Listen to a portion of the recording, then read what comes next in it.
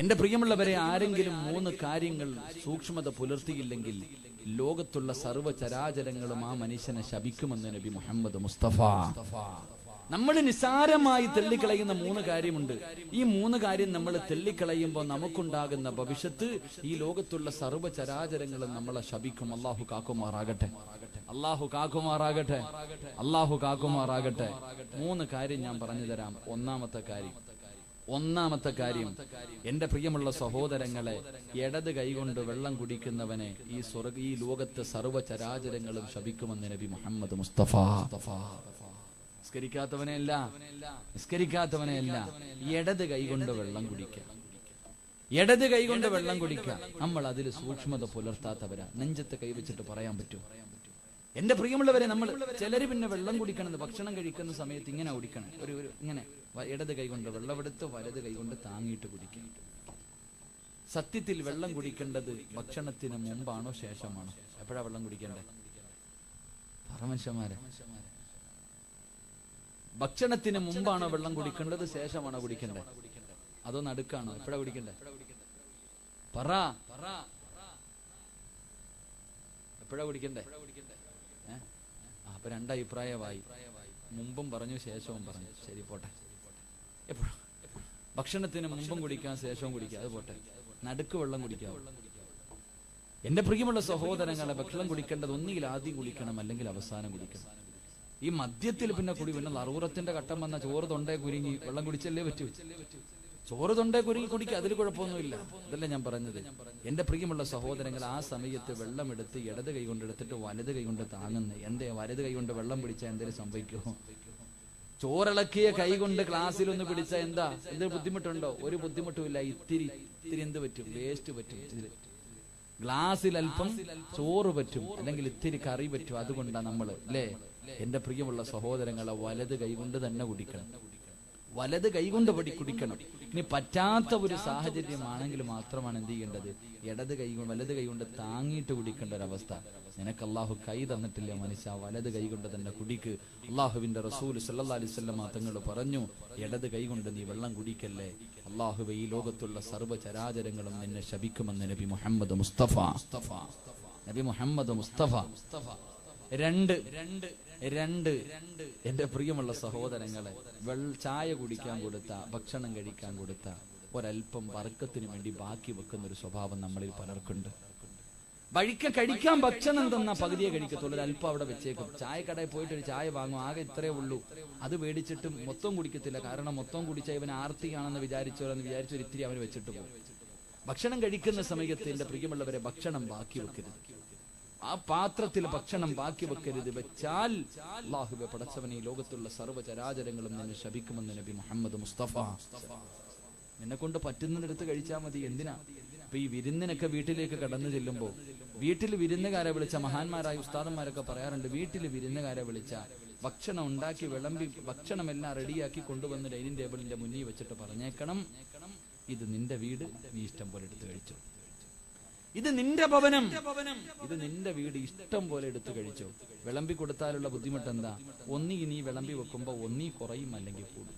കുറഞ്ഞാലും അവന്റെ മനസ്സ് വേദനിപ്പിക്കേണ്ടി വരും, കൂടിയാലും ഓനെ ബുദ്ധിമുട്ടിക്കേണ്ടി വരും. അതുകൊണ്ട് ഏറ്റവും നല്ലത് എന്താ?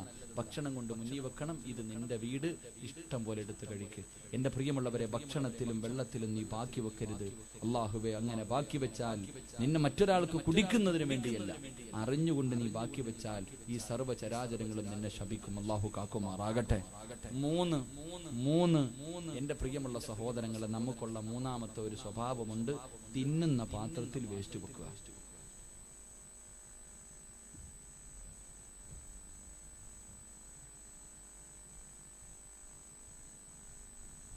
അപ്പൊ ഇഞ്ചിയാ ഇത്തിരി മധുരം കൂടി ഇട്ടെങ്കിൽ ചുക്കാപ്പിയായ. എന്റെ പ്രിയമുള്ള സഹോദരങ്ങളെ, തിന്നുന്ന പാത്രത്തിൽ കണ്ടിട്ടില്ലേ? ഇങ്ങനെ അങ്ങോട്ട് തിന്നും, മുള്ളു വാരി അവിടെ തന്നെ വെക്കും. സൈഡിൽ ഇറച്ചി വടിക്ക് അവിടെ വെക്കും. അങ്ങനെ എല്ലാം തിന്നുന്ന പാത്രത്തിന്റെ ചുറ്റുഭാഗത്ത് മുഴുവനും വേസ്റ്റും വെക്കും. സെൻട്രിൽ നിന്ന് വാരി തിന്നും. കഴിക്കുന്ന ഭക്ഷണത്തിൽ നീ വേസ്റ്റ് വെക്കല്ലേ. നബി മുഹമ്മദ് മുസ്തഫ. നബി മുഹമ്മദ് മുസ്തഫ. എന്റെ താഴെ ഇട്ട എന്താ പറ്റും? എന്തായാലും നീ ഇരുന്ന് ഭക്ഷണം കഴിച്ച സ്ഥലം നിന്റെ ഭാര്യ തൂത്തേ പറ്റും. ഡൈനിങ് ടേബിളിന്റെ മുകളിലേക്ക് വേസ്റ്റ് ഇടാൻ നമ്മൾക്ക് പലർക്കും മടിയാ. തിന്നുന്ന അതെങ്ങനെ? ആരോടാ പറയണേ? പോത്തിനെ പോലെ നിന്ന് തിന്നുന്ന ആൾക്കാരോടാ പറയണേ.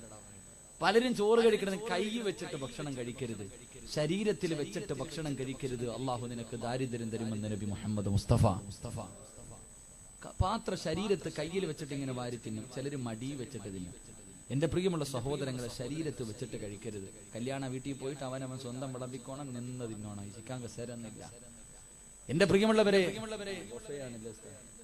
നിന്ന് തിന്നോ. അവസാനം നിന്ന് തിന്നാ കിട്ടുന്ന പൗനി എന്തെന്നറിയോ? നിന്ന് തിന്നാ കിട്ടുന്ന പണി എന്തെന്നറിയോ? അള്ളാഹുവിന്റെ റസൂൽ സല്ലല്ലാഹു അലൈഹി വസല്ലം തങ്ങൾ പറയുന്നു, മരുന്നില്ലാത്ത രോഗം അള്ളാഹു നിനക്ക് തരുമെന്ന് നബി മുഹമ്മദ് മുസ്തഫ. നിന്ന് തിന്ന കുഴപ്പമില്ല, നിന്ന് കുടിച്ചോ. രാവിലെ സ്കൂളിൽ പോകുമ്പോ ഓടി നടന്നിട്ടാ മോന്റെ വായിക്കാത്തിടിച്ച് കയറ്റുന്നേ, ഇരുത്തി കൊടുക്കാൻ പറ്റൂലല്ലോ. ഓടി നടന്നിട്ടാ കൊടുക്കണേ. എന്റെ പ്രിയമുള്ള സഹോദരങ്ങളെ, അള്ളാഹുവിന്റെ പ്രവാചകൻ പറയുകയാ, അള്ളാന്റെ റസൂല് പറയും, എന്റെ പ്രിയപ്പെട്ട മുസ്ലിമേ, തിന്നുന്ന പാത്രത്തിൽ നീ വേസ്റ്റ് വെക്കല്ല്, തിന്നുന്ന പാത്രത്തിൽ നീ വേസ്റ്റ് വെക്കല്ല്. ഈ പ്രപഞ്ചത്തിലുള്ള സർവചരാചരങ്ങളും നിന്നെ ശപിക്കുമെന്ന് പ്രവാചകൻ പഠിപ്പിക്കുമ്പോ, അള്ളാഹുവിന്റെ പ്രവാചകന്റെ സുന്നത്ത് ജീവിതത്തിൽ ഹയാത്താക്കിയാൽ, അള്ളാന്റെ റസൂലിന്റെ സുന്നത്ത് ജീവിതത്തിൽ ഹയാത്താക്കിയാ, നാളെ നിനക്ക് ജന്നാത്തിൽ ഫിർദൗസ് ലഭിക്കുമെന്ന് നബി മുഹമ്മദ് മുസ്തഫ സല്ലല്ലാഹു അലൈഹി വസല്ലം. അല്ലാഹു ഭാഗ്യം നൽകി അനുഗ്രഹിക്കുമാറാകട്ടെ. ഇന്ന് മുതൽ ഈ 3 കാര്യം സൂക്ഷിക്കാമെന്ന് നിയ്യത്ത് ചെയ്യുന്നവര് കൈവക്ക്. ഇന്ന് മുതൽ സൂക്ഷിക്കാൻ തയ്യാറ്. നല്ലപോലെ പൊക്കിക്കോ, നല്ലതുപോലെ പൊക്കിക്കോ. പ്രതിഫലം കേട്ടോ, പ്രതിഫലം കേട്ടോ. അല്ലാഹുവിന്റെ പ്രവാചകന്റെ സുന്നത്ത് ജീവിതത്തിൽ ഹയാത്താക്കിയാൽ, എന്റെ പ്രിയമുള്ളവരെ, ഈ ദുനിയാവിൽ വെച്ച് അല്ലാഹു തരുന്ന പ്രതിഫലം കേൾക്കണോ. എന്റെ പ്രിയമുള്ളവരെ, മൻ ഹാഫള അലാ സുന്നത്തിന് അക്റമഹുല്ലാഹു ബി അർബഅതി ഹിസാൽ.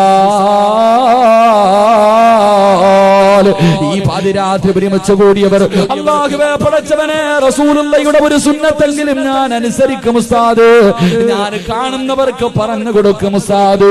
അല്ലാഹു നിങ്ങൾക്ക് തരുന്ന പ്രതിഫലം കേൾക്കണോ, അല്ലാഹു നിനക്ക് തരുന്ന പ്രതിഫലം കേൾക്കണോ. അൽ മഹബ്ബത്തു ഫീ ഖുലൂബിൽ ബററാ. അല്ലാഹു തരുന്ന ഒന്നാമത്തെ പ്രതിഫലം എന്തെന്നറിയുമോ? പ്രവാചകന്റെ സുന്നത്ത് ജീവിതത്തിൽ ഹയാത്താക്കുന്ന ഒരു മനുഷ്യൻ അല്ലാഹു കൊടുക്കുന്ന ഒന്നാമത്തെ പ്രതിഫലം, അല്ലാഹു ഇഷ്ടപ്പെട്ട ആൾക്കാരുണ്ടല്ലോ, പടച്ചറപ്പ് ഇഷ്ടപ്പെട്ട ആൾക്കാരുണ്ടല്ലോ, അവരുടെ മനസ്സിന്റെ ഉള്ളിൽ അല്ലാഹുവേ ഒരു സ്ഥാനം കൊടുക്കുകയാ. പള്ളിയിലെ ഇമാമിന്റെ അടുക്കൽ വന്ന് ചെറുപ്പക്കാരനെ കുറിച്ച് പറഞ്ഞോ. ഉസ്താദ് പറയും, ഈ നാട്ടിലെ ചെറുപ്പക്കാർക്കിടയിലെ ഏറ്റവും നല്ലവരാ. പടച്ചവരെ, പ്രായമുള്ളവരോട് പറഞ്ഞാൽ നിന്നെ കുറിച്ച് നല്ല അഭിപ്രായമാ. എന്റെ പ്രിയമുള്ളവര്, എല്ലാവരുടെയും മനസ്സിന്റെ ഉള്ളിൽ നിനക്കൊരു സ്ഥാനം കിട്ടുകയാണ്. നിന്നെ എല്ലാവരും ബഹുമാനിക്കും, നിന്നെ എല്ലാവരും ആദരിക്കും. എന്റെ പ്രിയമുള്ള ചെറുപ്പക്കാരാ, മോനെ, മുടിയൊന്ന് നല്ലതുപോലെ വെട്ടാൻ കഴിയുമോ? മുടിയൊന്ന് നല്ലതുപോലെ വെട്ടാൻ കഴിയുമോ? ആണുവല്ല പെണ്ണുവല്ല. പടച്ചവന, ഇന്നത്തെ ചെറുപ്പക്കാര് അവന്റെ തല കണ്ട ആണാണോ പെണ്ണാണോ? ആണും പെണ്ണും കെട്ട രീതിയിൽ ജീവിക്കുന്ന ചെറുപ്പക്കാര് നമ്മൾ പറയാറുണ്ട് 9. അതിനേക്കാളും മോശമായ ജീവിതം നയിക്കുന്നവരാ. എന്റെ പ്രിയമുള്ള ചെറുപ്പക്കാര്, ഒരു മനുഷ്യനും നിന്നെ കുറിച്ച് നല്ലത് പറയൂലടാ. ഒരാളും നിന്നെ കുറിച്ചൊരു നല്ലത് പറയൂല. ഒരു മനുഷ്യന്റെ ഹൃദയത്തിനകത്തും നിനക്കൊരു സ്ഥാനമില്ല. അല്ലാഹുവിന്റെ റസൂലിന്റെ സുന്നത്ത് ജീവിതത്തിൽ ഹയാത്താക്കുമെന്ന് തീരുമാനമെടുത്തോ, നിനക്ക് അല്ലാഹു തരുന്ന ഒന്നാമത്തെ പ്രതിഫലം, അല്ലാഹു ഇഷ്ടപ്പെട്ടവരുടെ മനസ്സിന്റെ ഉള്ളിൽ എന്നും നിനക്ക് സ്ഥാനമോ. നിന്നെ എല്ലാവരും ബഹുമാനിക്കുകയാ. 2, അൽ ഹൈബത്തു ഫീ ഖുലൂബിൽ ഫുജറ. എന്റെ പ്രിയമുള്ള ചെറുപ്പക്കാരാ, താടി വളർത്തടാ പൊന്നുമോര്. മോനെ, താടി വളർത്തിക്കോ പൊന്നുമോര്. തൊപ്പിയിട്ടോ പൊന്നുമോര്. ചുപ്പ ധരിച്ചോ പൊന്നുമോര്. ഫർദയും ഹിജാബും ഇട്ട് നടന്നോ പൊന്നുമോള്. തീവ്രവാദിയാണ്, ഭീകരവാദിയാണെന്ന് വിളിച്ചാലും നീ പേടിക്കണ്ടോ. കാരണം അല്ലാഹുവിന്റെ റസൂല് പറയുകയാ, ആരൊക്കെ നിന്നെ എന്തൊക്കെ പറഞ്ഞാൽ നിന്റെ ശത്രുവിന്റെ ഹൃദയത്തിനകത്ത് നിന്നെ കുറിച്ച് വല്ലാത്ത പേടിയാ മോനെ. നിന്നെ തീവ്രവാദി എന്ന് വിളിച്ചാൽ ആ വിളിക്കുന്നവന്റെ ഹൃദയത്തിനകത്ത് നിന്നെ കുറിച്ചുള്ള പേടിയാ. അവന്റെ മുട്ടിടിക്കും ചെറുപ്പക്കാരാ. നിന്റെ ശത്രുവിന് നിനക്ക് പേടിയാണോ? നിന്റെ ശത്രുവിന് നിന്നെ വല്ലാത്ത പേടിയാ. ആരൊക്കെ വന്നാലും നീ പേടിക്കണ്ട. പടച്ചറപ്പിനെയല്ലാതെ ഈ ലോകത്തൊരു മഖ്ലൂഖിനെയും നീ ഭയപ്പെടേണ്ട. പ്രവാചകന്റെ സുന്നത്ത് ജീവിതത്തിൽ ഹയാത്താക്കിയാൽ അങ്ങനെ. എന്റെ പ്രിയപ്പെട്ട യുവത്വേ, കാലം മാറുന്നതിനനുസരിച്ച് കോലം മാറുന്ന എന്റെ പ്രിയപ്പെട്ട യുവത്വേ മോനെ, ഇബ്നു ആമിർ എന്ന് പറയുന്ന ഒരു ചെറുപ്പക്കാരനുണ്ടായിരുന്നു. ഇബ്നു ആമിർ റളിയല്ലാഹു തആല അൻഹു അല്ലാഹുവിന്റെ റസൂലിന്റെ സഹാബിയാ. പടച്ചവനെ, ഒരു ചെറുപ്പക്കാരൻ സുന്നത്ത് ജീവിതത്തിൽ ഹയാത്താക്കുന്ന മനുഷ്യനോ. പടച്ചവനെ, യൂറോപ്പിന്റെ ഭരണാധികാരികൾ മുഴുവനും വിളിക്കുകയാണ്. രാജകൊട്ടാരത്തിലേക്ക് വിരുന്നിന് ചെന്നു. ഇബ്നു ആമിർ എന്ന് പറയുന്ന ചെറുപ്പക്കാർ അല്ലാഹുവേ, രാജാക്കന്മാരെ മുഴുവനും കൊട്ടാരത്തിൽ ഒരുമിച്ച് കൂടി കഴിക്കാൻ ഭക്ഷണം എടുത്തു വെച്ചു. എല്ലാവരും കൂടെ ഭക്ഷണം കഴിക്കാനിരിക്കുമ്പോ ഇബ്നു ആമിർ റളിയല്ലാഹു തആല അൻഹു അവിടുന്ന് ബിസ്മി പറഞ്ഞുകൊണ്ട് ഭക്ഷണം കഴിക്കാൻ തുടങ്ങുകയോ. എല്ലാവരും ഇങ്ങനെ കഴിച്ചുകൊണ്ടിരിക്കുമ്പോ ആമിർ റളിയല്ലാഹു തആല അൻഹുവിന്റെ കയ്യിൽ നിന്ന് അല്പം ഭക്ഷണം താഴെ വീഴുകയാണ്. ഒരൽപ്പം ഭക്ഷണം താഴെ വീടോ. ഇബ്നു ആമിർ എന്ന് പറയുന്ന ചെറുപ്പക്കാരനുണ്ടല്ലോ, അല്ലാഹുവിന്റെ റസൂലിന്റെ സുന്നത്ത് ജീവിതത്തിൽ ഹയാത്താക്കുന്ന ചെറുപ്പക്കാർ താഴെ വീണ ഭക്ഷണം ഇടത് കൈ കൊണ്ടെടുക്കുകയോ. എന്നിട്ട് വൃത്തിയാക്കി പാത്രത്തിലിട്ടിട്ടു വലത് കൈ കൊണ്ട് വാരി അങ്ങോട്ട് കഴിക്കുമ്പോ രാജാക്കന്മാര് മുഴുവനും വെറുപ്പോടെ നോക്കുകയാ. എല്ലാവരും വെറുപ്പോടെ അറപ്പോടെ നോക്കുമ്പോ അതാ രാജാവ് ചോദിക്കുന്നു, ആമിറേ, എന്തിനാടാ വേസ്റ്റ് വാരി തിന്നുന്നത്? എന്തിനാ ദാരിദ്ര്യം കാണിക്കുന്നത്? ഈ ഇരിക്കുന്നത് മുഴുവനും നിനക്ക് തിന്നാനുള്ളതല്ലോ. പട്ടിണിയൊക്കെ നിന്റെ നേതാവിന്റെ നാട്ടിലല്ലോ. എന്തിനാ നീ എച്ചിരി വാരി തിന്നുന്നത്? എല്ലാവരുടെ മുന്നിൽ വെച്ച് രാജാവ് അങ്ങോട്ട് ചോദിക്കുമ്പോ ഇബ്നു ആമിർ എന്ന് പറയുന്ന ചെറുപ്പക്കാരെ ചാടിയെഴുതേറ്റ് തന്റെ പുറകിൽ കിടന്ന വാള് വലിച്ചോട് യൂറോപ്പിന്റെ ഭരണാധികാരിയുടെ നെഞ്ചത്തേക്ക് നീട്ടിയിട്ട്, എടാ പമ്പര വിട്ടി, നിനക്കൊക്കെ വേണ്ടി എന്റെ പ്രവാചകന്റെ സുന്നത്തുകളെയാ. എടാ വിട്ടികളെ, നിനക്കൊക്കെ വേണ്ടി എന്റെ പ്രവാചകന്റെ സുന്നത്തുകളെയാ. എന്നെ കൊണ്ട് കടിയില്ലടാ എന്ന് രാജാവിന്റെ കൊട്ടാരത്തിന്റെ മുന്നിലിരുന്നിട്ട് വാൾ ഉയർത്തിയിട്ട് പറഞ്ഞെങ്കിലോ അല്ലാഹുവിന്റെ റസൂലാ പറഞ്ഞത്, എന്റെ സുന്നത്ത് ജീവിതത്തിൽ ഹയാത്താക്കിയ നീ ആരുടെ മുന്നിലും ഭയപ്പെടണ്ട. നിന്നെക്കാളും എത്ര കഴിവുള്ളവനാകട്ടെ, പവറുള്ളവനാകട്ടെ മോനെ, അവന്റെ ഹൃദയത്തിനകത്ത് നിന്നെ വല്ലാത്ത പേടിയാ. മൂന്നാമതായിട്ട് അല്ലാഹുവിന്റെ റസൂല് പറയുകയാ, ഇന്ന് മുതൽ പ്രവാചകന്റെ ഒരു സുന്നത്തെങ്കിലും ജീവിതത്തിൽ ഹയാത്താക്കുമെന്ന് തീരുമാനമെടുത്ത മുസ്ലിമേ, നിനക്ക് അല്ലാഹു ദാരിദ്ര്യം തരില്ല. ഒരാളുടെ മുന്നിലും പോയി കൈനീട്ടേണ്ട ഗതിയോട്, ഒരാളുടെ മുന്നിലും പോയി യാചിക്കേണ്ട ഗതിയോട്, പഠിച്ചവരെ കഴിക്കാ ഭക്ഷണമില്ലെന്ന് പറഞ്ഞു അല്ലാഹുവേ കടന്ന് നിലവിളിക്കേണ്ട ഒരവസ്ഥ, ഹറാമ് തിന്നേണ്ട ഒരവസ്ഥ. എന്റെ പ്രിയമുള്ളവരെ, പ്രവാചകന്റെ സുന്നത്ത് ജീവിതത്തിൽ ഹയാത്താക്കിയ അല്ലാഹു തരുന്ന മൂന്നാമത്തെ പ്രതിഫലം, അല്ലാഹു നിന്റെ റിസ്കിൽ ബറക്കത്ത് ചെയ്യുമെന്ന് നബി മുഹമ്മദ് മുസ്തഫ. എന്റെ പെൺമക്കള് വളർന്നു സ്ഥാതു എത്തിച്ചു കൊടുക്കാൻ എന്റെ കയ്യിലൊന്നുമില്ലെന്ന് നീ ഭയപ്പെടണ്ട. എന്റെ ഭാര്യക്കും മക്കൾക്കും കൊടുക്കാനൊന്നുമില്ലെന്ന് പറഞ്ഞ് ഭയപ്പെടണ്ട. നിന്റെ ഉത്തരവാദിത്തം അല്ലാഹു ഏറ്റെടുക്കുകയാ. എന്നാലേ അല്ലാഹുവിന്റെ റസൂലിന്റെ സുന്നത്ത് ജീവിതത്തിൽ ഹയാത്താക്കുന്ന ഒരു മനുഷ്യര് പഴച്ചറപ്പ് കൊടുക്കുന്ന നാലാമത്തെ പ്രതിഫലമെന്തോ, ഈ പാതിരാത്രി വഅദിന്റെ സദസ്സിലേക്ക് കടന്നു വന്ന ഓരോ മനുഷ്യന്റെയും മനസ്സിന്റെ ഉള്ളിലെ ഏറ്റവും വലിയ മോഹമെന്താ? മരിക്കുന്ന സമയമല്ല, ഇല്ലല്ലാഹ് പറഞ്ഞു മരിക്കാ കൊതിക്കുന്നവരോ? എന്റെ പ്രിയമുള്ളവരെ, പ്രവാചകന്റെ സുന്നത്ത് ജീവിതത്തിൽ ഹയാത്താക്കിയ അല്ലാഹു നിന്റെ ദീൻ ഉറപ്പിക്കും ചെറുപ്പക്കാരാ. അല്ലാഹു നിന്റെ ഈമാൻ ഉറപ്പിച്ചു തരികയോ? മോനെ, ഒരുത്തന്റെ മുന്നിലെ മടിപതറാത്ത ഈമാൻ അല്ലാഹു തരും ചെറുപ്പക്കാരാ. എന്റെ പ്രിയപ്പെട്ട ബാപ്പമാരോട് പെൺമക്കൾക്ക് റസൂലുള്ളാഹിനെ പഠിപ്പിച്ചു കൊടുക്കൂ, പ്രവാചകന്റെ ജീവിതം പഠിപ്പിച്ചു കൊടുക്കൂ. കണ്ടവന്റെ പുറകെ നിന്റെ പൊന്നുമോളോടൂല, ഇസ്ലാമിനെ നാണം കെടുത്തിയിട്ട് പോകൂല. വരുന്നവനോട് അല്ലാഹുവിനെ കുറിച്ച് പറഞ്ഞു കൊടുക്കുന്ന മക്കളായി മാറും ചെറുപ്പക്കാരാ. ഈമാൻ വേണ്ടേ? മഹാനായ സയ്യിദുനാ ബിലാൽ ഏത് ഈമാനം നിറയുവോ, ഏത് ഈമാനം നിറയുവോ. പടച്ചവരെ, ബിലാൽ തങ്ങളുടെ കഴുത്തിലെ കയറ് കെട്ടിക്കെട്ട് മക്കയുടെ തെരുവിലൂടെ പടച്ചവരെ കുട്ടികളെ വലിച്ചിടച്ചുകൊണ്ട് നടക്കുമ്പോഴും ബിലാൽ തങ്ങൾ വിളിച്ചു പറഞ്ഞതല്ലാഹു വഹദു. പടച്ചവരെ, ശരീരത്തിലെ വസ്ത്രങ്ങൾ മുഴുവനും അടിച്ചു മാറ്റി പടുത്തു കിടക്കുന്ന മലലാരുണ്യത്തിലെ മലർത്തി കിടത്തിയിട്ട് കരിമ്പാറകിടത്ത് നെഞ്ചത്ത് വെച്ചിട്ട് ചാട്ടവാറുകൊണ്ട് ഉത്തുപത്തും ശൈബത്തും ക്രൂരമായി തല്ലുമ്പോ അല്ലാഹുവേ ദ്രാഹിച്ച് ദാഹിച്ച് തൊണ്ട പറ്റിക്കെട്ട് വെള്ളത്തിന് കിടന്ന് യാചിക്കുമ്പോ ഒട്ടകത്തിന്റെ മൂത്രമെടുത്തു കൊണ്ടുവന്ന് ബിലാൽ തങ്ങളുടെ വായിലേ കുടിച്ചു കൊടുക്കുമ്പോ ആ സമയത്തും അവിടെ കിടന്ന് പറഞ്ഞത് അല്ലാഹു വഹദു, ഒന്നുകിൽ നീ ഇസ്ലാമിൽ നിന്ന് തിരിച്ചു വരണം, അല്ലെങ്കിൽ കാഫിറിനെ പോലെ ചാകട എന്ന് പറഞ്ഞു പടച്ചവരെ തന്റെ നേതാക്കന്മാരിട്ട് തല്ലിച്ചതച്ചപ്പോ ബിലാൽ തങ്ങളെ തോറ്റുകൊടുത്തില്ല ചെറുപ്പക്കാരാ. ആ ഇമാമേടോ പോരോ, ആ ഇമാമേടോ പോരോ. അതിരാത്രി ഒഴുകി വന്ന പെങ്ങള്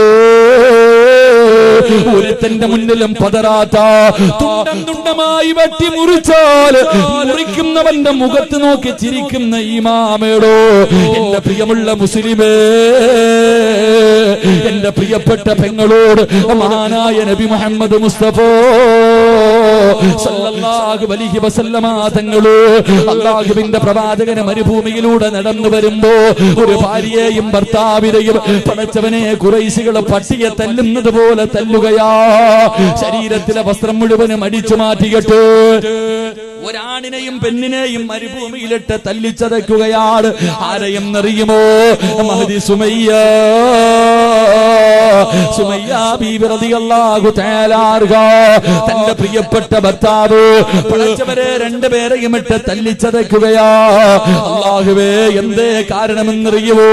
മുസ്ലിമായതിന്റെ പേരിലോ അവസാനം പടച്ചവരെ സുമയ്യ ബീവിയുടെ ഭർത്താവിന്റെ കൈകാല് കെട്ടിക്കെട്ട് തലകീഴായിട്ട് കത്തുന്ന തീക്കകത്തേക്ക് ഇങ്ങനെ ഇറക്കി നിർത്തിയിരിക്കുകയാ. കത്തിക്കൊണ്ടിരിക്കുന്ന തീക്കകത്തേക്ക് തലകീഴായി കെട്ടി തൂക്കിയിട്ടിരിക്കുകയാണ്. അല്ലാഹുവേ, സുമയ്യ ബീവി നോക്കുമ്പോ തന്റെ പ്രിയപ്പെട്ട ഭർത്താവിന്റെ പച്ചയിറച്ചി നിന്ന് കത്തുകയാ. അല്ലാഹുവിന്റെ പ്രവാചകന് മുസ്ലിമാൻ തങ്ങളും നോക്കുമ്പോ ആ കാഴ്ച കാണുകയാ. സുമയ്യ ബീവി റളിയല്ലാഹു തആല അൻഹ തന്റെ പ്രിയപ്പെട്ട ഭർത്താവ് മരണത്തോട് മല്ലടിക്കുന്ന കാഴ്ച കണ്ടപ്പോ, പച്ചയിറച്ചി നിന്നിങ്ങനെ കത്തുന്നത് കണ്ടപ്പോ സഹിക്കാ കഴിയാതെ ഓടി വന്നിട്ട് തീക്കകത്ത് നിന്ന് വെളിയിലേക്ക് തള്ളിയിടുകയാ. ശരീരം മുഴുവനും കത്തിക്കരിഞ്ഞിട്ട് എല്ല് വെളിയിൽ കാണുന്ന രീതിയിലോ പടച്ചവരെ സുമയ്യ ബീവി റളിയല്ലാഹു തആല അൻഹ, യാസിർ റളിയല്ലാഹു തആല അൻഹു പടച്ചവരെ അവരിങ്ങനെ ഇരിക്കുമ്പോ തന്റെ പൊന്നാര മകന്റെ മുന്നിലിട്ടാണ് പീഡനം നടക്കുന്നത്.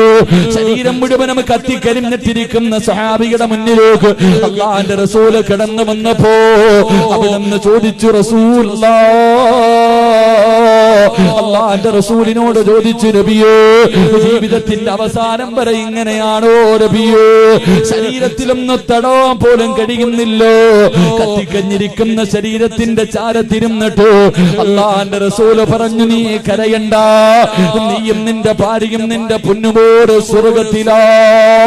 പറയേണ്ട താമസമുണ്ടല്ലോ, സുമയ്യ ബീവി റളിയല്ലാഹു തആല അൻഹ കേൾക്കേണ്ട താമസമുണ്ടല്ലോ. ശരീരത്തിലെ വസ്ത്രം മുഴുവനും അടിച്ചു മാറ്റി ശത്രുക്കളെ ക്രൂരമായി പീഡിപ്പിച്ചു കൊണ്ടിരിക്കുകയാ. ആ സമയത്ത് റസൂലുള്ള പറഞ്ഞു, സുമയ്യ, നീയും നിന്റെ കുടുംബവും സ്വർഗത്തിലാ. പറഞ്ഞു തീരേണ്ട താമസമുണ്ടല്ലോ. സുമയ്യ ബീവി റളിയല്ലാഹു തആല അൻഹ മരണത്തോട് മല്ലടിച്ചു കൊണ്ടിരിക്കുന്ന പ്രിയപ്പെട്ട ഭർത്താവിനോട് അവിടുന്ന് പറഞ്ഞു, തോറ്റുകൊടുക്കല്ലേ, ഇവന്മാര് കൊന്നാലും ഇവന്മാര് തുണ്ടം തുണ്ടമായി വെട്ടിമുറിച്ചാല് അല്ലാഹുവിനെ വലിച്ചെറിയല്ലോ, ഇസ്ലാമിനെ വലിച്ചെറിയല്ലോ. പടച്ചറപ്പാട് വരുത്. അല്ലാഹു വഹദ്, അല്ലാഹു വഹദ്. തന്റെ പ്രിയപ്പെട്ട ഭർത്താവിനോട് പറഞ്ഞു കൊടുക്കുകയോ, അല്ലാഹുവേ മരണത്തോട് മല്ലടിക്കുന്ന ഭർത്താവിന് ധൈര്യം കൊടുക്കുന്നത് കണ്ടപ്പോ അബൂജഹലിനെ സഹിച്ചില്ല. ഒരു പഠിപ്പിച്ച കമ്പിയെടുത്തിട്ട് സുമയ്യ ബീവിയുടെ നട്ടെല്ലിന്റെ ഭാഗത്തുകൂടെ കുത്തിയിറക്കുകയാണ്. അടിവയറ് തുളച്ചിട്ട് കമ്പി വെളിയിൽ വന്നു. സുമയ്യ ബീവി മരുഭൂമിയിലേക്ക് കമഴ്ന്നു വീഴുകയോ. ആ കിടപ്പിൽ കിടന്നിട്ട് ഭർത്താവിനോട് പറഞ്ഞു, തോറ്റുകൊടുക്കല്ലേ. ഇവന്മാര് നമ്മളെ എന്തൊക്കെ ചെയ്താൽ അല്ലാഹുവിനെ വലിച്ചെറിയല്ലേ. അബൂജഹല് കഴുത്തിലേക്ക് കാലെടുത്ത് വെച്ചിട്ട് സുമയ്യ ബീവിയുടെ കഴുത്ത് മണ്ണിലേക്ക് ചവിട്ടി താക്കുകയാ. അപ്പോഴും തന്റെ പ്രിയപ്പെട്ട ഭർത്താവിന് ധൈര്യം കൊടുക്കുകയോ. സുമയ്യ ബീവി പറഞ്ഞു, അല്ലാഹു വഹദ്. അബൂജഹലിനെ സഹിച്ചില്ലോ. ആ കമ്പി വലിച്ചൂരിയിട്ട് സുമയ്യ ബീവിയെ പിടിച്ച് മലർത്തി കിടത്തിയിട്ട് ഗുഹ്യ ഭാഗത്തേക്ക് കമ്പി കുത്തിയിറക്കിയിട്ട് പച്ചയിറച്ചി വലിച്ചെടുത്തപ്പോഴും ആ സുമയ്യ ബീവി വിളിച്ചു പറഞ്ഞത്, അല്ലാഹു വഹദ്. ഈമാൻ വേണം മോരെ. ഈമാൻ എന്ന് പറഞ്ഞാൽ എങ്ങനെയാടാ? ഏതെങ്കിലും ഒരു സിനിമാ താരത്തിനെ കാണുമ്പോ മറക്കുന്ന ഈമാനല്ല. ഒരു തൊലിവെളുപ്പുള്ള പെണ്ണിനെ കാണുമ്പോ പടച്ചറപ്പിനെ വലിച്ചെറിയുന്ന ഈമാനല്ലോ. നിങ്ങളെ ഇന്നലെ കണ്ടവന്റെ പുറകെ വിളിച്ചോടുന്ന പെണ്ണ് മോളെ, ആ ഈമാനല്ലോ. തുണ്ടം തുണ്ടമായി വെട്ടിമുറിച്ചിട്ടാൽ ലാ ഇലാഹ ഇല്ലല്ലാഹ് എന്ന് പറയാൻ കഴിയുന്നവർ ഈമാനേടോ. റസൂലുള്ളാഹിയുടെ സുന്നത്ത് ജീവിതത്തിൽ ഹയാത്താക്കിയോ. അല്ലാഹു നിനക്ക് തരുന്ന നാലാമത്തെ പ്രതിഫലം പടച്ചറപ്പ് നിന്റെ ഈമാൻ ഉറപ്പിക്കുമെന്ന് നബി മുഹമ്മദ് മുസ്തഫ. അല്ലാഹുവേ, അല്ലാഹുവേ, ആ ഈമാൻ തരണേ അല്ലാ. മരിക്കാൻ കിടക്കുന്ന സമയത്ത് ലാ ഇലാഹ ഇല്ലല്ലാഹ് പറഞ്ഞു മരിക്കാൻ ഭാഗ്യം തരണേ അല്ലാ. ആഗ്രഹമില്ലേ ചെറുപ്പക്കാരോ? ഞാനും നിങ്ങളും എല്ലാവരും ജനിച്ചപ്പോ, നമ്മളെ ഉമ്മ നമ്മളെ പ്രസവിച്ചപ്പോ ശപിക്കപ്പെട്ട ലാനത്താക്കപ്പെട്ട ശൈത്താനുണ്ടല്ലോ, നമ്മുടെ ശരീരത്തിൽ നുള്ളിയിട്ട് നമ്മളെ കരയിപ്പിക്കുകയോ. പിഞ്ചു കുഞ്ഞായ ഞാനും നിങ്ങളും കരയുന്നത് കണ്ടിട്ട് അവൻ അടുത്തു നിന്ന് ചിരിച്ചു. ചെറുപ്പക്കാരാ, പരിശ്രമിക്കുമ്പോ പോടാ എന്ന് പറഞ്ഞിട്ട് അവനെ തള്ളിക്കളഞ്ഞിട്ട് ലാ ഇലാഹ ഇല്ലല്ലാഹ് എന്നുറക്കെ പറഞ്ഞിട്ട് മരിക്കണ്ടോ? നീ പടച്ചറപ്പിന്റെ സ്വർഗത്തിലേക്ക് പച്ചപ്പറവയെ പോലെ പറന്നു പോകുന്നത് കണ്ടിട്ട് ആ ശപിക്കപ്പെട്ടവൻ നിന്റെ മയ്യത്തിന്റെ ചാരത്ത് നിന്നിട്ട് നെഞ്ചു പൊട്ടിയിട്ട് കരയുന്നത് കാണണ്ടേ മോരെ? അവര് കരയുന്ന സമയത്ത് നിനക്ക് പുഞ്ചിരിക്കണ്ടേ ചെറുപ്പക്കാരോ? കരുണയുള്ള അല്ലാഹ്, ദയാലുവായ അല്ലാഹ്, അങ്ങനെ ഒരു മരണം തരണേ അല്ലാഹ്. എന്റെ പ്രിയമുള്ളവരെ, പാവങ്ങളെ സഹായിക്കുക എന്നവരെ ലക്ഷ്യമല്ലാതെ ഒരു ലക്ഷ്യവും ഈ പാവങ്ങൾക്കില്ലോ. സംഘാടകർ ബക്കറ്റുമായിട്ട് മുന്നിലേക്ക് വരികയാ. ഒന്ന് ചോദിച്ചാ മതി, ഒരേ ഒരു അഭിലാഷം പറഞ്ഞാ മതി. നിന്റെ കയ്യിൽ ഇരിക്കുന്നതിൽ ഒരു നല്ല സദഖ എടുക്കുമ്പോ നീ അല്ലാഹുവോട് ഒന്ന് പറഞ്ഞാ മതി. അല്ലാഹുവേ, എനിക്കൊരു നല്ല മരണം തരണേ അല്ലാഹ്. എനിക്ക് മരിക്കുന്ന സമയത്ത് ശൈത്താനിനെ കരയിപ്പിച്ച് ലാ ഇലാഹ ഇല്ലല്ലാഹ് എന്നുറക്കെ പറഞ്ഞിട്ട് പുഞ്ചിരിക്കുന്ന മുഖത്തോട് മരിക്കാനുള്ള ഭാഗ്യം തരണേ അല്ലാഹ്. ഒരു നിയ്യത്തോടുകൂടി എല്ലാവരും ഒരു നല്ല സദഖ എടുക്കുക. അല്ലാഹു കബൂലാക്കുമാറാകട്ടെ, അല്ലാഹു സ്വീകരിക്കുമാറാകട്ടെ. എല്ലാവരും ഒന്ന് പൊക്കറ്റി കൈയിട്ടോ.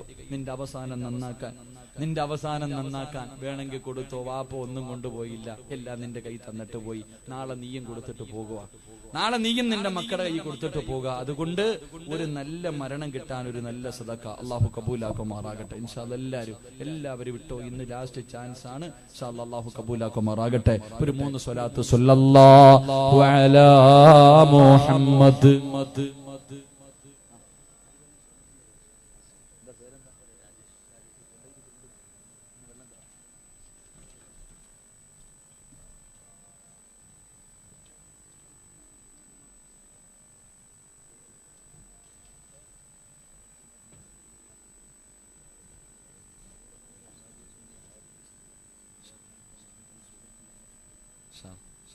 എന്റെ പ്രിയമുള്ള സഹോദരങ്ങൾ, അള്ളാഹു കബൂലാക്കുമാറാകട്ടെ, അള്ളാഹു കബൂലാക്കുമാറാകട്ടെ, അള്ളാഹു കബൂലാക്കുമാറാകട്ടെ. എല്ലാവരും മനസ്സറിഞ്ഞിട്ട് ഒരു നല്ല സദഖ. അൽഹംദുലില്ലാഹ്, ഒരുപാട് പാപങ്ങൾ, കണ്ണിന് കാഴ്ചയില്ലാത്തൊരു പ്രിയപ്പെട്ട സഹോദരന് ഒരു 3 സെന്റ് വസ്തു വാങ്ങി കൊടുക്കുക.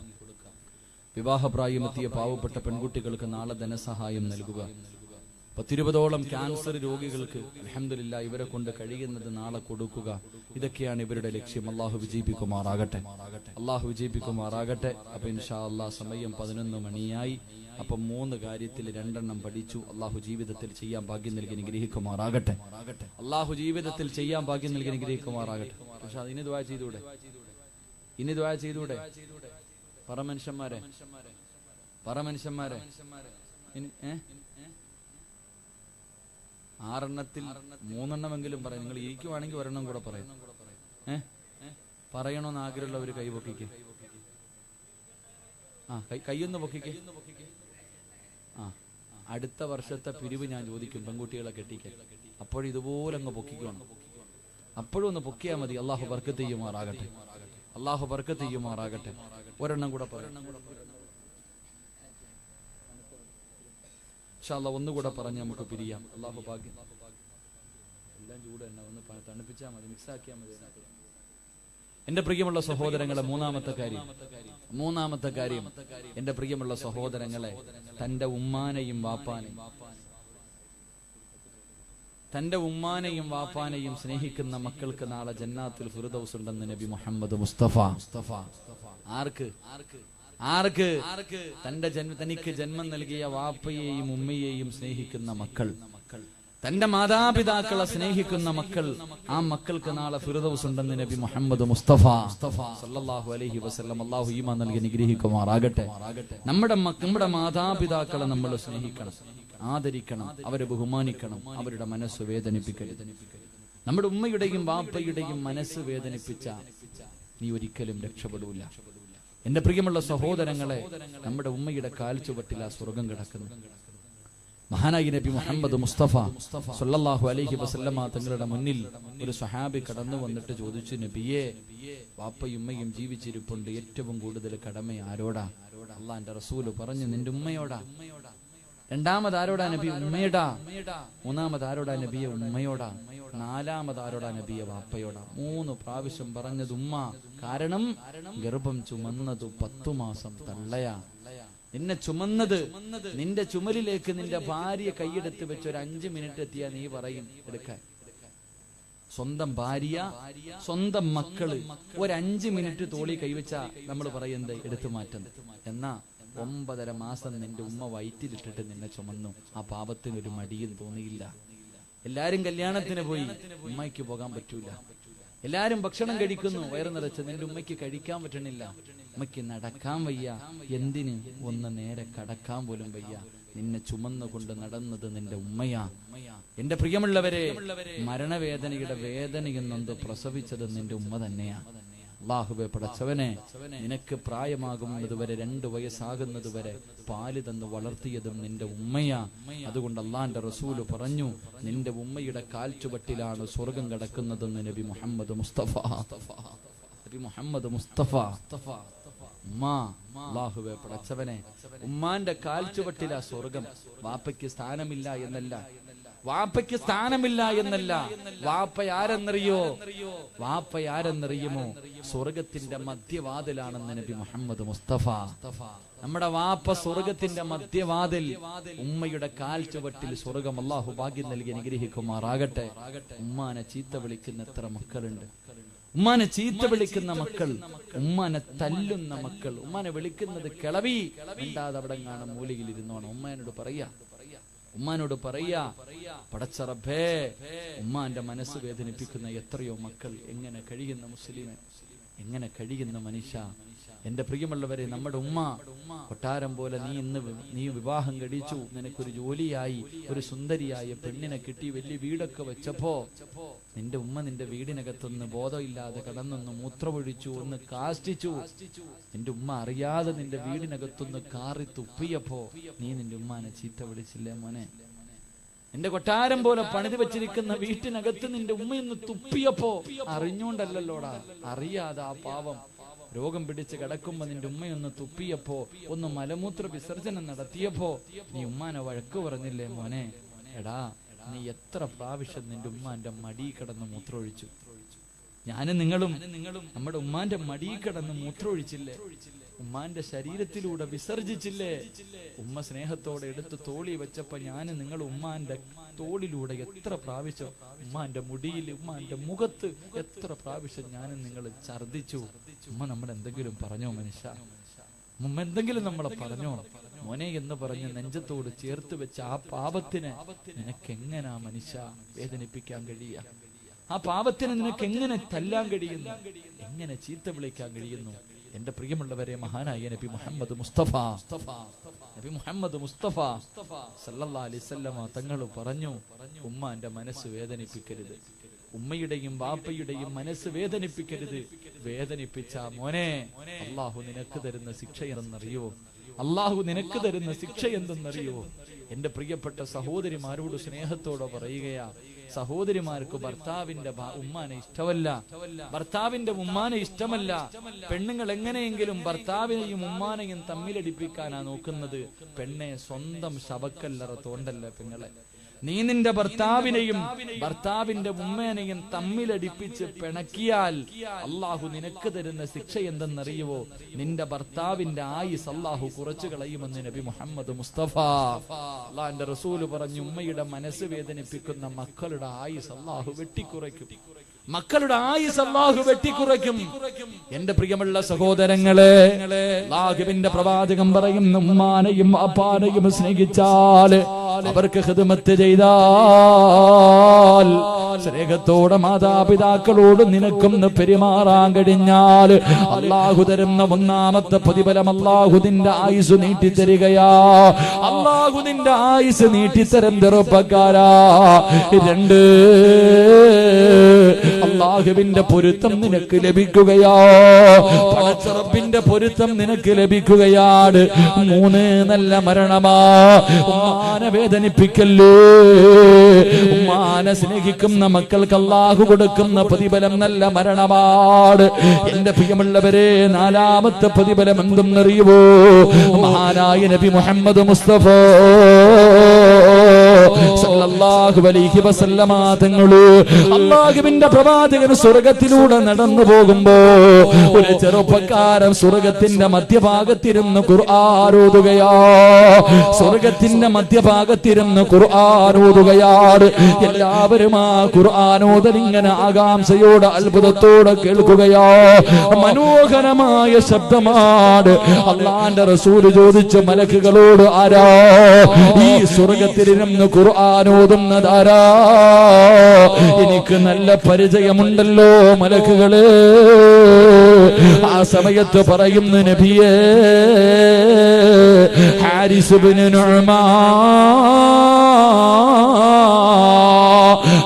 ഇബ്നു നുഅ്മാൻ എന്ന് പറയുന്ന സഹാബിയോ സ്വർഗത്തിലിരുന്ന് ഖുർആൻ ഓതുകയോ. അല്ലാഹുവിന്റെ പ്രവാചകൻ അവിടെന്ന് പറഞ്ഞു, ആയിഷ, സ്വർഗത്തിലിരുന്ന് ഖുർആൻ ഓതുന്ന ഒരു സഹാബിയെ കണ്ടു. ആയിഷ,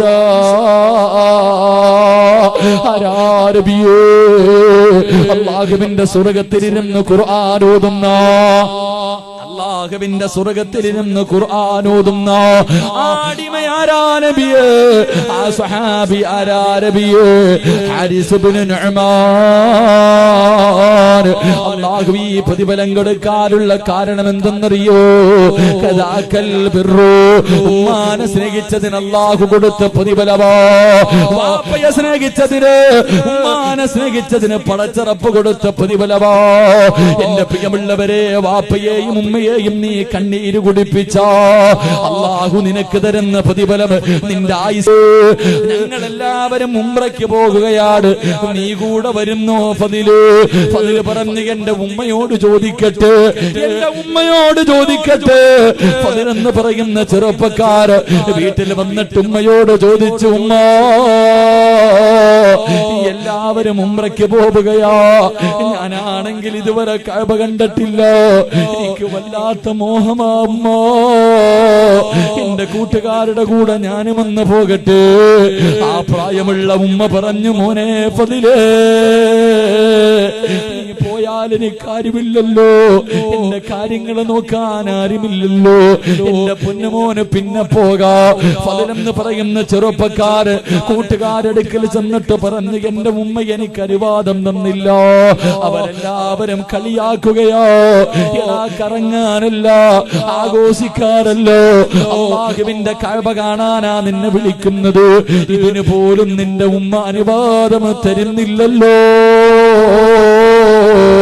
എല്ലാവരും ഫളിനെ കളിയാക്കുകയോ. വീട്ടിലേക്ക് വേദനിക്കുന്ന മനസ്സോട് കടന്നു വന്നിട്ട് പ്രായമായ ഉമ്മയോട് ചോദിച്ചു, ഉമ്മ ഞാനും കൂടെ പോകട്ടെ? ഉമ്മ പറഞ്ഞു, വേണ്ട മോരെ, പോകണ്ട മോര്. ഫളിലെന്ന് പറയുന്ന ചെറുപ്പക്കാരന് വല്ലാത്ത ദേഷ്യം വന്നു. ഉമ്മയുടെ അനുവാദം ചോദിച്ചില്ല. അല്ലാഹുവേ, മക്കയിലേക്ക് പോകാൻ ഇറങ്ങുകയോ. വീട് വിട്ടിറങ്ങി ഉമ്മയുടെ മനസ്സ് വേദനിപ്പിച്ചിട്ട് ആ ചെറുപ്പക്കാരൻ ഇറങ്ങുകയാണ്. അല്ലാഹുവേ, നടന്നു പോകുമ്പോ മനസ്സിനകത്തൊരു സമാധാനമില്ല. ഉമ്മയെയും വേദനിപ്പിച്ചു, കൂട്ടുകാരുടെ കൂടെ എത്താനും കഴിയുന്നില്ല. വല്ലാത്ത സമാധാനമില്ലാതെ ഇങ്ങനെ കടന്നു പോകുമ്പോ ഫളിൽ ചിന്തിച്ചു, അല്ലാ റബ്ബേ, 2 റക്അത്ത് നമസ്കരിച്ചാ സമാധാനം കിട്ടുമല്ലോ, 2 റക്അത്ത് നിസ്കരിച്ച മനസമാധാനം കിട്ടുമല്ലോ. ഫളിലെന്ന് പറയുന്ന ചെറുപ്പക്കാരൻ പള്ളിക്കകത്ത് കയറി നിസ്കരിക്കാൻ കൈകെട്ടി. അല്ലാ, ആ സമയത്ത് നാട്ടുകാര് മുഴുവനും പള്ളിയിലേക്ക് ഓടി വരികയാ, നാട്ടുകാര് മുഴുവനും പള്ളിയിലേക്ക് ഓടി വരികയാ. ഒരു വലിയ മോഷണം നടന്നു. കള്ളനോടിയത് പള്ളിയുടെ ഭാഗത്തേക്കാ. യഥാർത്ഥത്തിൽ കള്ളനോടി രക്ഷപ്പെട്ടു. നാട്ടുകാര് മുഴുവനും പള്ളിയുടെ മുന്നിൽ വന്നപ്പോ ഫളിലെന്ന് പറയുന്ന ചെറുപ്പക്കാരനെ കാണുകയാണ്. അവനാണ് കള്ളനെന്ന് പറഞ്ഞ് നാട്ടുകാര് മുഴുവനും കൈകാല് പിടിച്ച് കെട്ടുകയോ, എല്ലാവരും തല്ലുകയാണ്. എന്നിട്ട് ആ ചെറുപ്പക്കാരന് കൊടുത്ത ശിക്ഷ എന്തെന്നറിയുവോ? 2 കൈയും വെട്ടിമുറിക്കുകയോ, 2 കാലും വെട്ടിമുറിച്ചു, 2 കൈയും വെട്ടിമുറിച്ചു. ഇനി ഒരിക്കലും ഇവൻ മോഷ്ടിക്കരുതെന്ന് പറഞ്ഞവന്റെ കണ്ണ് 2ഉം ചൂഴ്ന്നെടുക്കുകയോ. എന്നിട്ടെല്ലാവരും കള്ള എന്ന് പറഞ്ഞ് കളിയാക്കിയപ്പോ ഫളിലെന്ന് പറയുന്ന ചെറുപ്പക്കാരൻ വിളിച്ചു പറഞ്ഞു, എന്നാരും കള്ള എന്ന് വിളിക്കല്ലേ, ഞാനൊരു കള്ളനല്ല, എന്റെ ഉമ്മായുടെ മനസ്സ് വേദനിപ്പിച്ചതിന് അല്ലാഹു എനിക്ക് തന്ന ശിക്ഷയാ.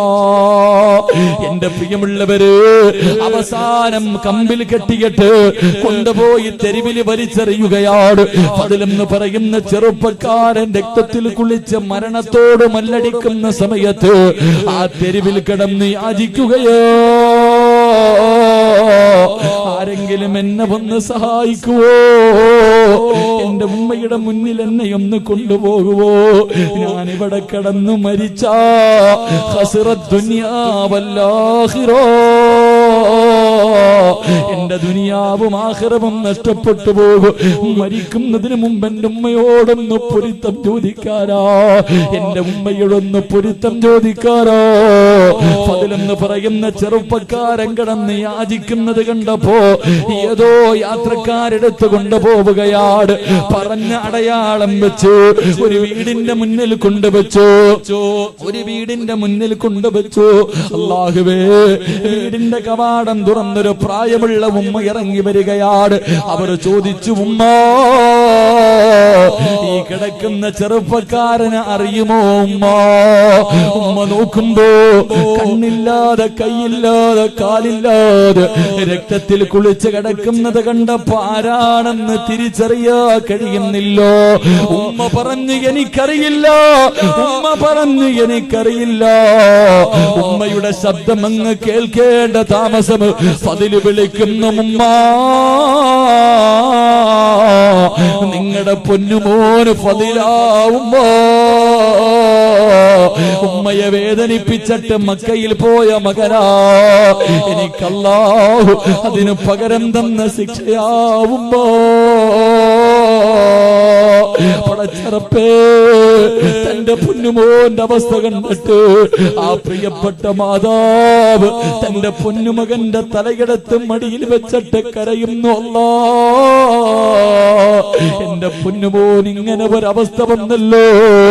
ഫദ്ല് ചോദിക്കും, ഉമ്മ, എനിക്കൊന്ന് പൊരുത്തം തരുവോ?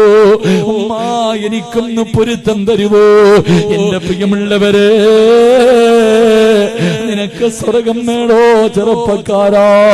ഞാനും നിങ്ങളും എത്രയോ പ്രാവശ്യം ഉമ്മാനെ വഴക്ക് പറഞ്ഞു. ഉമ്മയുടെ മനസ്സ് എത്രയോ പ്രാവശ്യം വേദനിപ്പിച്ചവരാ. സ്വർഗം വേണോ മോരെ? ഇന്ന് വീട്ടിലേക്ക് കടന്നു ചെന്നിട്ട് പ്രായമുള്ള ഉമ്മയുടെ കാല് പിടിച്ചിട്ട് ഉമ്മയുടെ കാലിന്റെ ചുവട്ടിൽ ഇങ്ങനെ ചുംബിച്ചിട്ട് പറവുമ്മ, എന്നെ എത്ര വേണമെങ്കിലും ചവിട്ടിക്കോ, ഉമ്മ എന്നെ എന്ത് വേണമെങ്കിലും പറഞ്ഞോ, എനിക്ക് പൊരുത്തം തരടേ ഉമ്മ.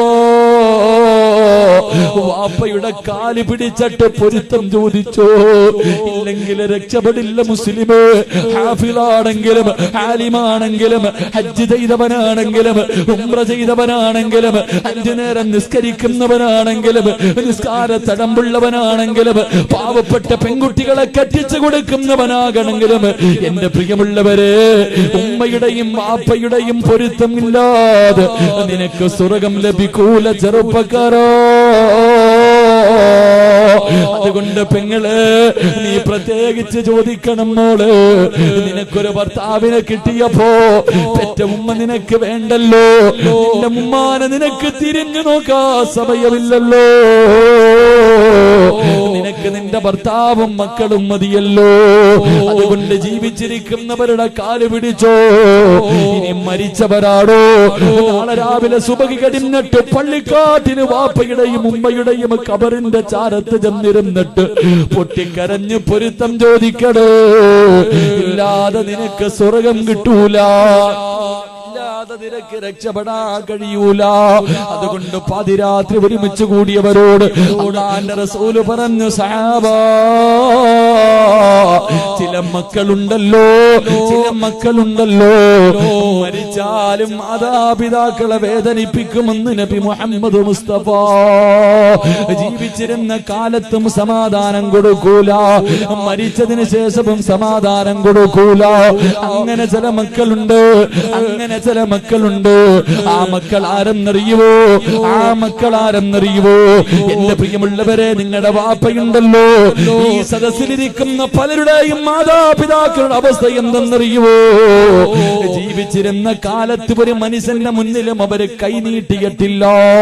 അവരൊരാളുടെ മുന്നിലും എനിക്ക് എന്തെങ്കിലും തരണേ എന്ന് യാചിച്ചിട്ടില്ല. ഭക്ഷണമില്ലെങ്കിൽ അവര് പട്ടിണി കിടന്നിട്ട് നിനക്ക് ഭക്ഷണം തന്നു. എന്റെ പ്രിയമുള്ളവര്, അങ്ങനെ വളർത്തിയ മാതാപിതാക്കളുടെ ഇന്നത്തെ ഗതികേട് എന്തെന്നറിയുവോ? ഖബറിനകത്ത് കിടന്നിട്ട് അവര് യാചിക്കുന്നു, അല്ലാ, ആരെങ്കിലും എനിക്കൊന്ന് ദുആ ചെയ്യണേ അല്ലാ.